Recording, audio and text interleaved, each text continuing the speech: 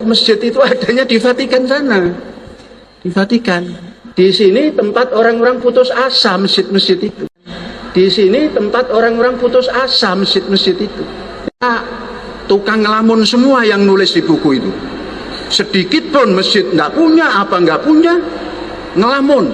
Masukkan anak karena bangunannya megah, rupanya aliran sesat. Bisa pula tuan syekhnya di depan santri, di dalam masjid, anak-anak diajarkan lagu. Lagunya Aveno salam alaihim, Aveno salam alaihim. Itu salam Yahudi, bodoh.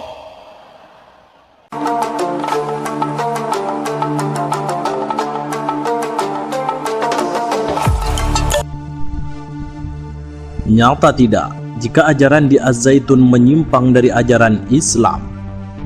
Ya, kesesatan dan penyimpangan ajaran Az-Zaitun kerap kali dilontarkan oleh sang pemimpin Az-Zaitun Panji Gumilang.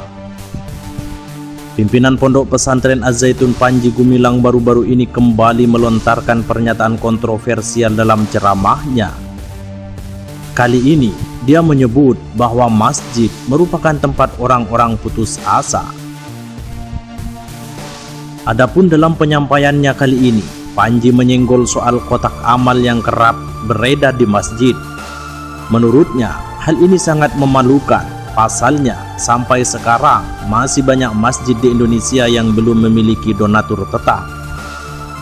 Oleh karenanya, menyangkut hal di atas, pria 76 tahun itu menyatakan, masjid yang berada di Indonesia merupakan masjid yang dipenuhi orang-orang putus asa.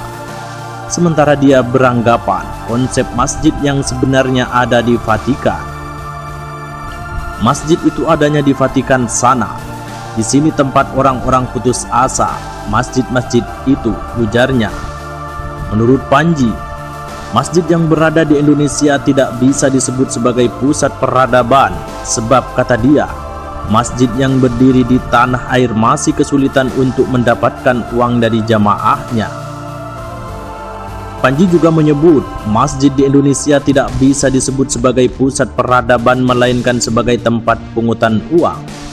Menurutnya, berada di masjid Indonesia sama halnya seperti halnya duduk dan dipaksa untuk mengisi kaleng. Ia pun mengaku bahwa orang-orang yang masuk ke masjid adalah orang-orang pelit dan baru akan memberi setelah kotak diedarkan.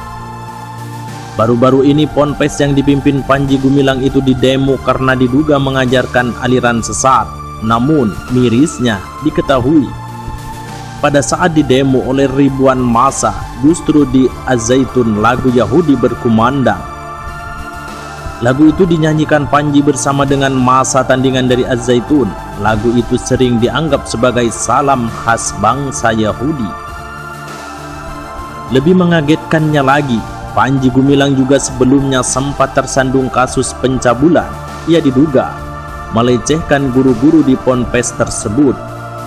Ponpes tersebut juga sebelumnya viral dengan azannya yang nyeleneh. Selain itu, pelaksanaan sholat Idul Fitri Ponpes Az-Zaitun juga sempat menghebohkan publik.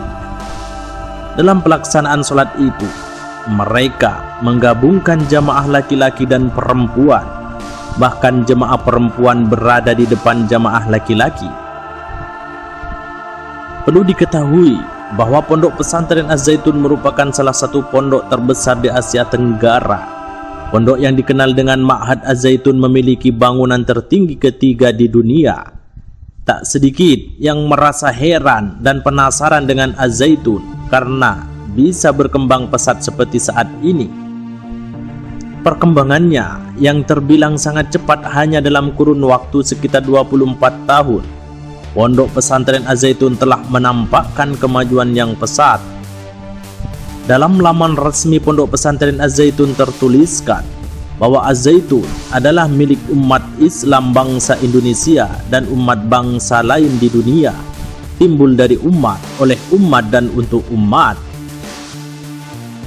Hal tersebut terlihat aneh sebab kebanyakan lembaga akan menyebutkan secara terang-terangan siapa pemiliknya. Dari beberapa sumber disebutkan bahwa Az-Zaitun didirikan pada awalnya tahun 1993 oleh Yayasan Pesantren Indonesia atau YPI. Lalu baru memulai pembangunan di tahun 1996 dan pada tahun 1999 baru selesai dan dimulai pembelajaran untuk pertama kalinya.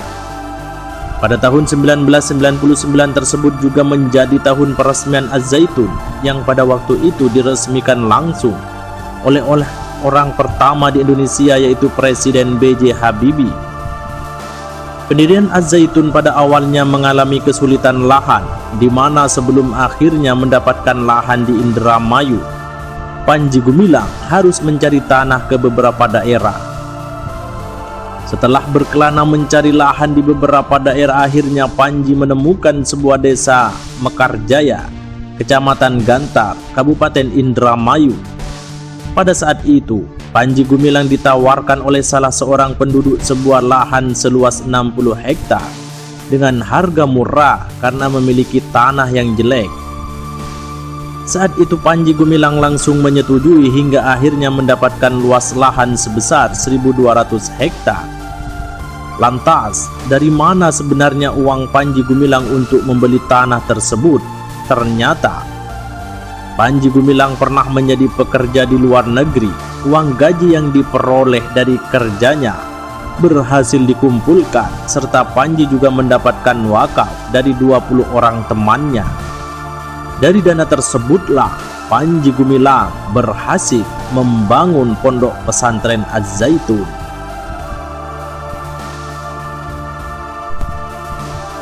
Nyata tidak jika ajaran di Az-Zaitun menyimpang dari ajaran Islam. Ya, kesesatan dan penyimpangan ajaran Az-Zaitun kerap kali dilontarkan oleh sang pemimpin Az-Zaitun Panji Gumilang. Pimpinan Pondok Pesantren Az-Zaitun Panji Gumilang baru-baru ini kembali melontarkan pernyataan kontroversial dalam ceramahnya. Kali ini, dia menyebut bahwa masjid merupakan tempat orang-orang putus asa. Adapun dalam penyampaiannya kali ini, Panji menyenggol soal kotak amal yang kerap beredar di masjid. Menurutnya, hal ini sangat memalukan. Pasalnya, sampai sekarang masih banyak masjid di Indonesia yang belum memiliki donatur tetap.